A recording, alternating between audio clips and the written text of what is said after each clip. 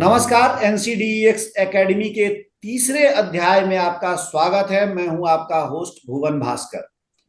NCDEX की academy में पहले दो अध्यायों में हमने ये जाना समझा कि कमोडिटी बाजार के बेसिक्स क्या हैं, कमोडिटीज होती क्या हैं, एग्री नॉन एग्री कमोडिटीज क्या हैं, उन दोनों में कौन कौन से ऐसे कारक हैं, मानक हैं जिनका कि उनकी कीमतों पर असर पड़ता है और जिन पर ध्यान रखकर हम इस बाजार के जो उतार चढ़ाव है उसको समझ सकते हैं, जान सकते हैं। ये सारी बातें हमने समझी। आज जैसा कि मैंने पिछले पिछले अध्याय में आपसे वादा किया था कि इस अध्याय यानी तीसरे अध्याय में हम टेक्निकल एनालिसिस की बात करेंगे और कमोडिटी बाजार में टेक्निकल एनालिसिस और उसके साथ बहुत सारी स्ट्रेटजीज लेकर हम आपके लिए आज आए हैं। हमारे साथ एक बार फिर हमारे जो विशेषज्ञ हैं आज के, अजय केडिया, वो मौजूद है। अजय जी, बहुत बहुत स्वागत है आपका। धन्यवाद। Ajay Kedia stocks and commodities private limited के डायरेक्टर अजय केडिया, जो कि कमोडिटी बाजार में किसी परिचय के मोहताज नहीं है। उनको सब कोई जानता है कि किस तरह से टेक्निकल एनालिसिस और स्ट्रेटजीज के जरिए वो एक मार्गदर्शन यहाँ पे कमोडिटी बाजार के जो पार्टिसिपेंट्स हैं उनके लिए देते रहे हैं और दे रहे हैं। अजय जी, शुरुआत करते हैं जो हमने बात की थी पिछले अध्याय में, फंडामेंटल्स की। टेक्निकल एनालिसिस की बात करते हैं। एक तो थोड़ा संक्षेप में बताइएगा कि टेक्निकल एनालिसिस होती क्या है और इसका महत्व तो क्या है। अगर फंडामेंटल एनालिसिस से काम चल जाए तो टेक्निकल एनालिसिस की जरूरत क्या है? नमस्कार। बिल्कुल, देखिए, मार्केट को जज करने के लिए दो तीन तरीके होते हैं, जिसमें कि हम ज्यादा करके जो इक्विटी में ट्रेड करते हैं तो सुनते भी हैं कि फंडामेंटल है एनालिसिस होता है और टेक्निकल एनालिसिस होता है। देखिए, फंडामेंटल एनालिसिस हमें एक चीज बता देता है कि हाँ, सभी कमोडिटी की अगर हम बात करें तो शॉर्टेजेस है जिसकी वजह से भाव में तेजी आएगी।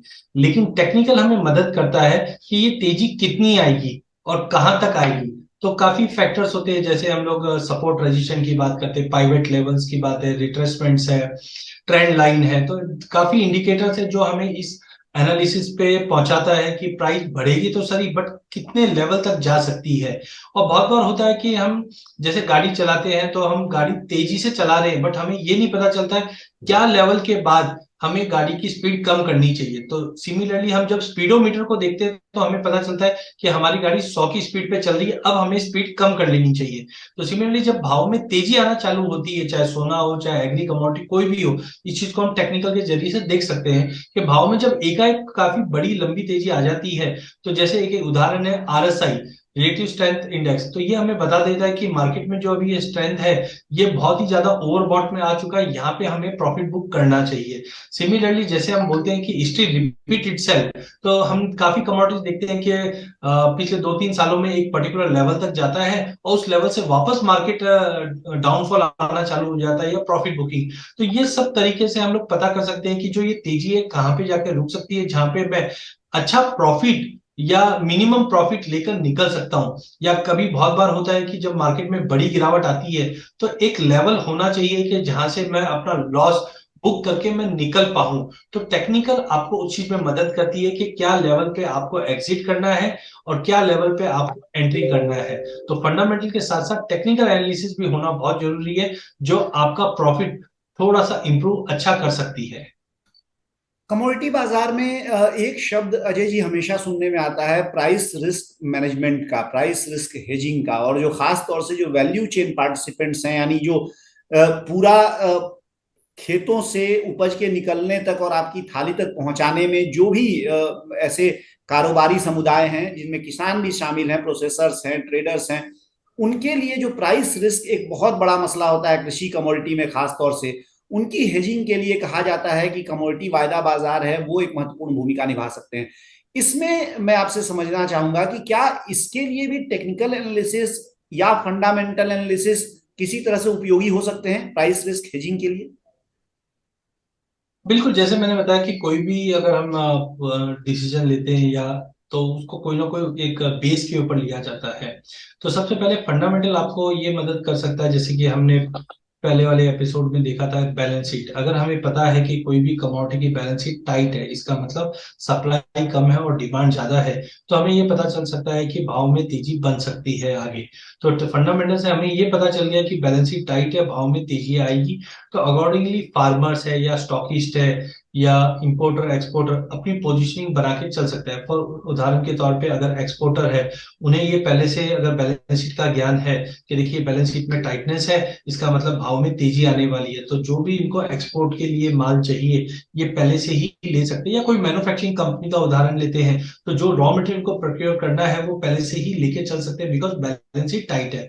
वहीं आपको टेक्निकल मदद ऐसे कर सकते हैं कि ये अगर जो बैलेंस शीट टाइट है इसकी वजह से भाव में जो उछाल आएगा, वो भाव में उछाल कितना आ सकता है, किस लेवल तक आ सकता है, क्या आपके प्रोडक्शन को या आपके प्रॉफिट को पिंच कर सकता है या थोड़ा सा ही तेजी आएगी। तो ये हम टेक्निकल और फंडामेंटल के दोनों के कॉम्बिनेशन से हम पता कर सकते हैं कि तेजी आएगी जरूर, लेकिन कितनी तेजी आएगी और वो आपको कितना इंपैक्ट कर सकता है।